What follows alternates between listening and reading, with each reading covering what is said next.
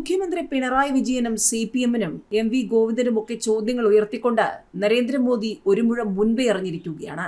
കേരളത്തിൽ ആദ്യം കളത്തിലിറങ്ങാൻ BJP സ്ഥാനാർത്ഥികൾ ഈ മാസം, സാധ്യതയിൽ ചില പേരുകൾ. ഏതായാലും സജീവ ചർച്ചകൾ തുടങ്ങിക്കഴിഞ്ഞു BJP ക്യാമ്പിൽ. ലോക്സഭാ തെരഞ്ഞെടുപ്പിന് കേരളത്തിലെ സ്ഥാനാർത്ഥികളെ ഈ മാസം അവസാനത്തോടെ പ്രഖ്യാപിക്കാൻ BJP തയ്യാറെടുപ്പ് തുടങ്ങി. നേരത്തെ രംഗത്തിറങ്ങി പ്രചാരണത്തിൽ മേൽക്കൈ നേടാനാണ് പാർട്ടി ശ്രമം. BJP മത്സരിക്കുന്ന സീറ്റുകളിലെ സാധ്യതാ പട്ടിക 2 ആഴ്ചയ്ക്കുള്ളിൽ നൽകാൻ കേന്ദ്ര നേതൃത്വം നിർദ്ദേശിച്ചുവെന്നാണ് വിവരം. സ്ഥാനാർത്ഥികളെ കണ്ടെത്താൻ സ്വകാര്യ ഏജൻസികളുടെ സർവേ അടുത്ത ദിവസം പൂർത്തിയാകും. നമോ ആപ്പ് വഴി പൊതു സർവേയും നടക്കുന്നുണ്ട്. തൃശൂരിൽ പ്രധാനമന്ത്രി പങ്കെടുക്കുന്ന സ്ത്രീശക്തി സംഗമം BJPയുടെ പ്രചാരണത്തിന്റെ തുടക്കം കൂടിയാണ്.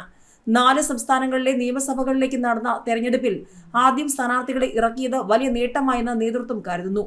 ഫെബ്രുവരി 20-നകം തെരഞ്ഞെടുപ്പ് പ്രഖ്യാപിക്കുമെന്നാണ് പാർട്ടിയുടെ കണക്കുകൂട്ടൽ. കേരളം ഉൾപ്പെടുന്ന മേഖലയിൽ ആദ്യഘട്ട വോട്ടെടുപ്പിനുള്ള സാധ്യതയും നേതൃത്വം കാണുന്നുണ്ട്. കേരളത്തിൽ BJP ഊന്നൽ നൽകുന്ന 6 മണ്ഡലങ്ങളിൽ തൃശൂരിൽ സുരേഷ് ഗോപിയും ആറ്റിങ്ങലിൽ കേന്ദ്രമന്ത്രി V മുരളീധരനും മത്സരിക്കാനാണ് സാധ്യത. തിരുവനന്തപുരത്തെ സ്ഥാനാർത്ഥിയെ കേന്ദ്ര നേതൃത്വം നേരിട്ട് തീരുമാനിക്കും. പുറത്തുനിന്നുള്ള പൊതുസമ്മതനെയായിരിക്കും പരിഗണിക്കുക.